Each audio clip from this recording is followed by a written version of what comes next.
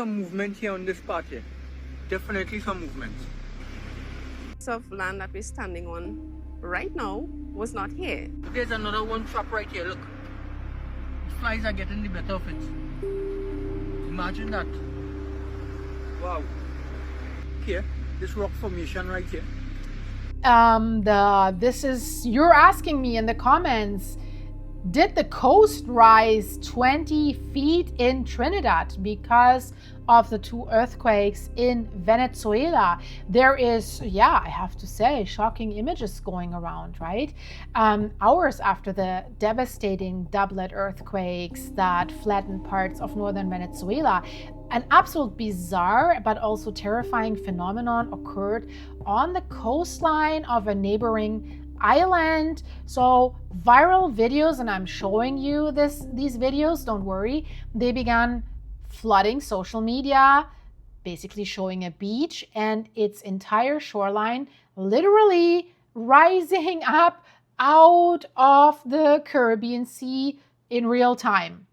So in a matter of hours, parts of the flat coastal zone along the Galfa coast of Trinidad and Tobago were, we have to say, forcefully thrust nearly 20 feet into the air. And the sudden shift completely altered the whole geography of the island, has left people there. They saw it like dead marine life, including crabs, fish, massive stingrays stranded on a newly formed dry island. So at first, of course, as you can imagine, the internet theories exploded. And I was telling you in the comments, I said, guys, I want to investigate this a little further. I'm taking my time with this.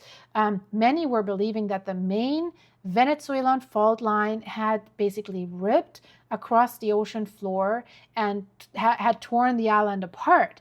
But geologists were rushing to the scene and they had an actual look at it. And they uncovered a much more complex but fascinating and terrifying explanation. More terrifying than the fault line. Okay, let's hear it. Here it is. So to understand how a beach can instantaneously lift 20 feet, that is a lot. That is 6 meters something out of the ocean. We have to look at the immense scale of the seismic energy that was released in these double earthquakes. 7.2, 39 seconds later, 7.5 on June 24th. When Venezuela was hit, it didn't just shake the land. It deformed the entire tectonic boundary of the southeastern Caribbean.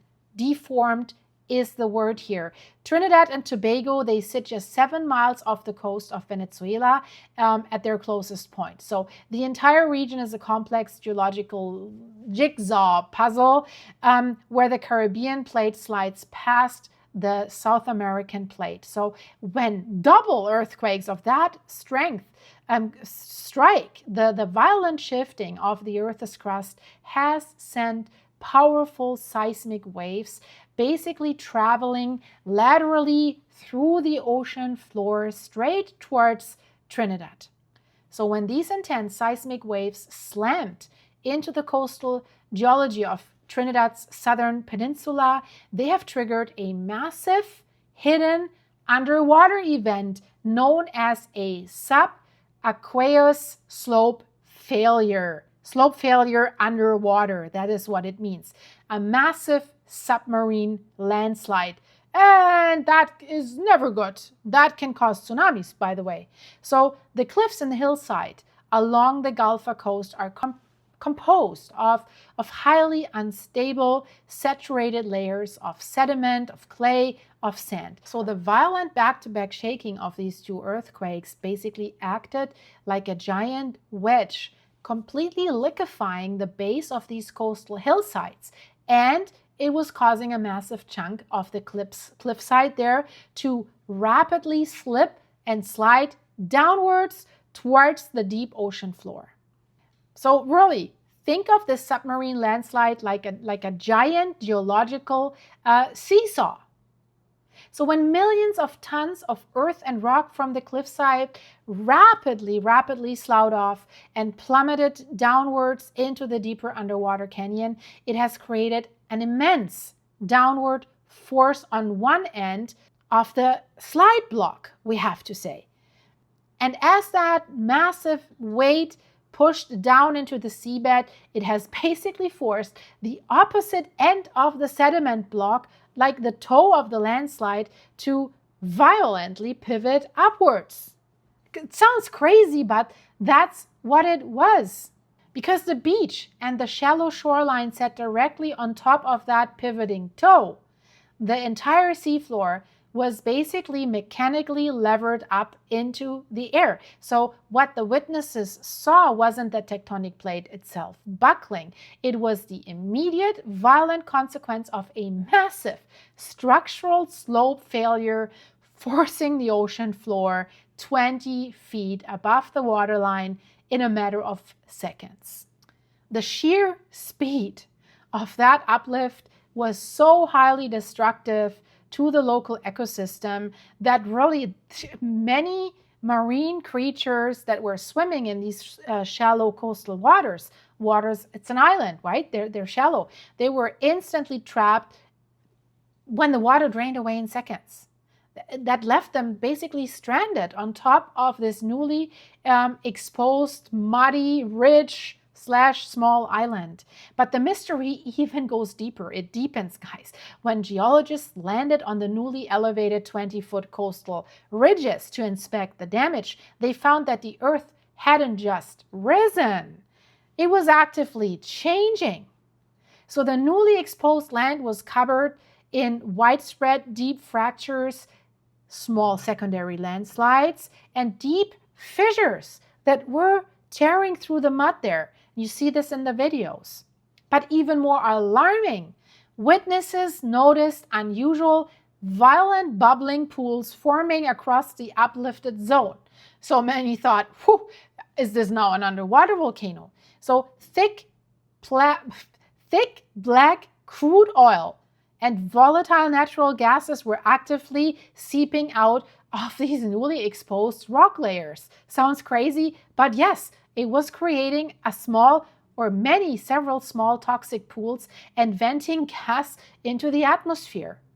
So why is this happening? Well, this is happening because the southern coast of Trinidad is rich in underground hydrocarbon reservoirs. So the immense structural stress transferred from these Venezuelan earthquakes, combined with the massive weight displacement of the landslide, has cracked open the deep pressurized cap rocks that are holding these oil and gas reserves underground. So the newly formed fractures acted like pathways, allowing the trapped oil and methane gas to really aggressively vent to the surface. So this is extraordinary, we have to say, from an earthquake, right?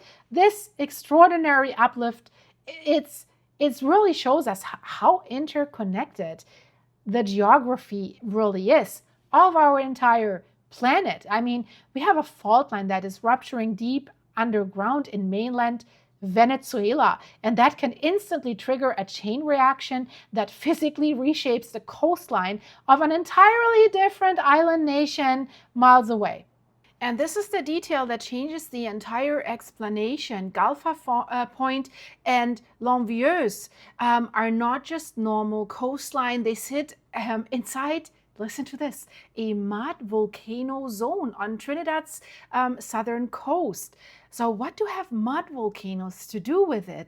I'll tell you that matters, because this area is part of the Southern Anticline. It's basically an east-west trending faulted geological structure where pressurized fluids can move upwards from depth: water, oil, gas, and mud. So these fluids migrate towards the surface and they create a line of mud volcanoes along the south coast of Trinidad. You see this on the map behind me. So when the Venezuela double earthquake hit, it did not shake solid rock only. It shook a coastline that is already loaded with weak mud, shallow fluids, gas pressure, oil seeps, and very soft layers that are near the surface. Soft surface layers. So that is why scientists say the Galfa Point deformation was indeed triggered by the magnitude 7.2 and 7.5 Venezuela earthquakes. But the mechanism that was creating that surprise was local. So this was not Chile-style tectonic uplift where like a giant offshore fault lifts hundreds of miles of coastline. This was basically earthquake energy hitting a mud volcano system. And here's the key part. The two Venezuela earthquakes, we know they happened only 39 seconds apart, basically on the same broad fault system with similar strike slip mechanisms. So because they were so close together, scientists say they can be treated as one massive shake event. And at L'Envieuse, the mud volcano mount had a natural vibration period of about 28 seconds. The earthquake waves had a frequency close enough so that the mud volcano system appears to have resonated with the shaking. So in simple words, the earthquake hit the weak ground at the wrong rhythm. So the mud volcano system there, it started to react. It has reactivated old mud flows, the ground has deformed, crack opened, bubbling pools formed, oil and gas was coming out, and parts of the seabed and coastline were pushed upwards into land that had just been underwater. So this was not, also I want to make that clear, a new volcano waking up. It was simply a mud volcano coastline reacting to a massive double earthquake.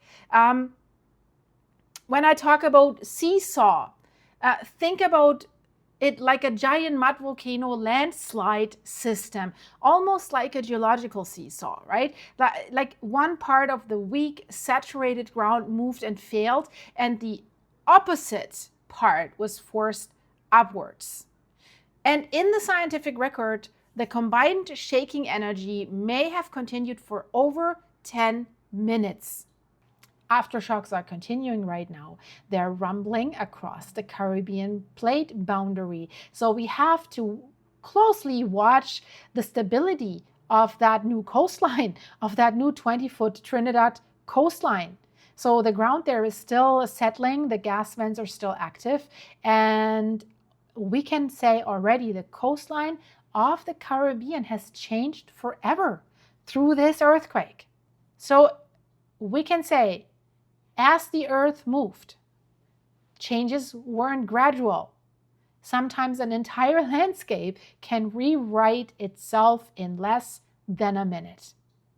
And also, guys, you should really check out this video here in the background, what they discovered about what happened to the buildings that pancaked in Venezuela. There are forensic engineers that are looking at these collapsed buildings and they're like, wait a minute, something's missing. What are we finding in the rubble?